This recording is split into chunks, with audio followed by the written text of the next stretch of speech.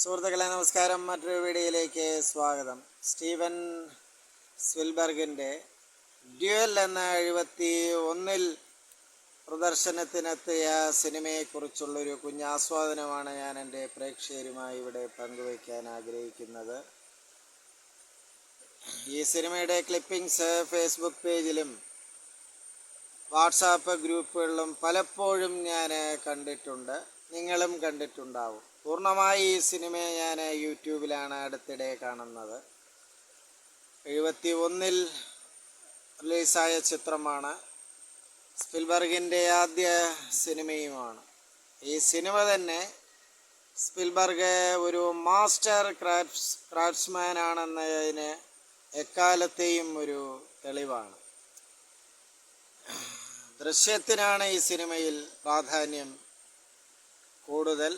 Cinema തന്നെ ഒരു ദൃശ്യകലയാണല്ലോ. ഒരിക്കൽ വിഖ്യാത മലയാള ചലച്ചിത്ര സംവിധായകൻ ശ്രീ ജി അരവിന്ദനോടൊരു ചോദ്യകർത്താവ് ചോദിക്കുകയുണ്ടായി, ഒരു സിനിമയിൽ സംഗീതത്തിന് എത്രമാത്രം പ്രാധാന്യമുണ്ടെന്ന്. അപ്പോൾ അദ്ദേഹത്തിൻ്റെ ഉത്തരം ദൃശ്യം പരാജയപ്പെടുത്തുന്നിടത്താണ്. ഒരു വിഷയം പ്രേക്ഷകരുമായി കൺവേ ചെയ്യാൻ സംവിധായകൻ ദൃശ്യം കൊണ്ട് കൺവേ ചെയ്യാൻ പരാജയപ്പെടുമ്പോഴാണ് സംവിധായകൻ സംഗീതവും മറ്റ് ഗിമ്മിക്കുകളും ശബ്ദപദത്തെയൊക്കെ ആശ്രയിക്കേണ്ടി വരുന്നത് എന്നാണെന്ന് ശ്രീ ജി അരവിന്ദൻ പറഞ്ഞത്. അക്കാര്യം ഇവിടെ ഓർമ്മിച്ചു പോവുകയാണ്.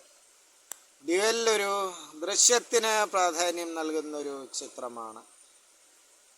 ഒരു 60കളിൽ നിർമ്മിക്കപ്പെട്ടൊരു കണ്ടെയ്നറും ഒരു മോറിസ് മൈനറാണെന്ന് തോന്നുന്നു, അന്നത്തെ ഒരു ലക്ഷറി കാറുമാണ് മുഖ്യ കഥാപാത്രം. സിനിമ കണ്ടവർക്കറിയാം. ഇതിൽ കഥ ചുരുക്കി പറയാനോ അല്ലെങ്കിൽ കഥയുടെ പുരോഗതിയെക്കുറിച്ചൊന്നും വിവരിക്കാൻ ഇത് ആദിമധ്യാന്ത പൊരുത്തമുള്ളൊരു കഥ പറയുന്ന സിനിമയല്ല. സിനിമ കണ്ടവർക്കറിയാം. എങ്കിലും ദൃശ്യത്തിനാണ് പ്രാധാന്യം കൂടുതൽ. ഒരു മാസ്റ്റർ ക്രാഫ്റ്റ്സ്മാൻ്റെ കരവിരുതി ചിത്രത്തിൽ കാണാം. മനോഹരമായ ടേക്കിങ്സും ആ ഒരു എഡിറ്റിംഗ് പാറ്റേണുമാണ്. നിങ്ങൾ ചിത്രം യൂട്യൂബിൽ കാണാൻ ശ്രമിക്കുക. അതിലെ ആ ട്രക്ക് ഡ്രൈവറുടെ പ്രത്യേകിച്ചൊരു സൈക്കോ ട്രക്ക് ഡ്രൈവറുടെ കഥയാണ്. യാതൊരു കാരണമില്ലാതെ ഒരു കാർ യാത്രികനെ ആക്രമിക്കാൻ ശ്രമിക്കുന്നതും സ്വയം ട്രക്ക് ഡ്രൈവർ തന്നെ അപകടത്തിലേക്ക് എടുത്തു ചാടുന്നതുമാണ് ഇതിൻ്റെ കഥാതന്തു എന്ന് വേണമെങ്കിൽ പറയാം. ഒരു സിനിമയെക്കുറിച്ച് മനസ്സിലാക്കാൻ ആഗ്രഹിക്കുന്ന, സിനിമ പഠിക്കാൻ ആഗ്രഹിക്കുന്ന ഏതൊരു വിദ്യാർത്ഥിയും നിർബന്ധപൂർവം കണ്ടിരിക്കേണ്ട ഒരു ചിത്രമാണ് ഡ്യുവൽ.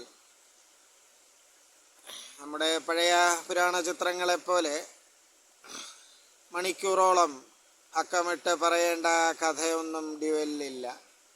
അത്തരം കഥകൾ സിനിമ എന്ന മാധ്യമത്തിന് യോജിച്ചതുമല്ല എന്ന് നിങ്ങൾക്കറിയാം.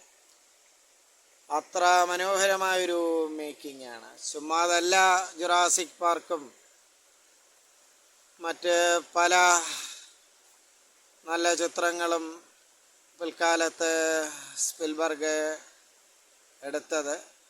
അദ്ദേഹത്തിൻ്റെ പ്രതിഭയുടെ ഒരു മിന്നലാട്ടം ഈ ആദ്യ ചിത്രത്തിൽ തന്നെ കാണാമെന്നതാണ് വാസ്തവം.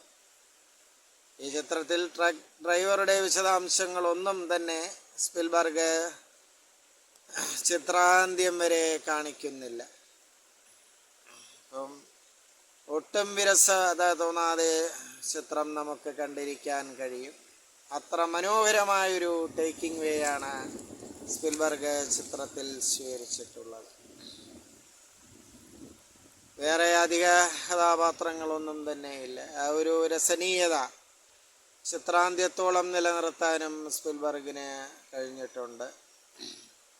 ചിത്രം കാണുക സുഹൃത്തുക്കളെ. തീർച്ചയായും സിനിമയെ ഇഷ്ടപ്പെടുന്ന ഏതൊരു ആസ്വാദകനും ഈ ചിത്രം ഇഷ്ടപ്പെടും. നന്ദി, നമസ്കാരം.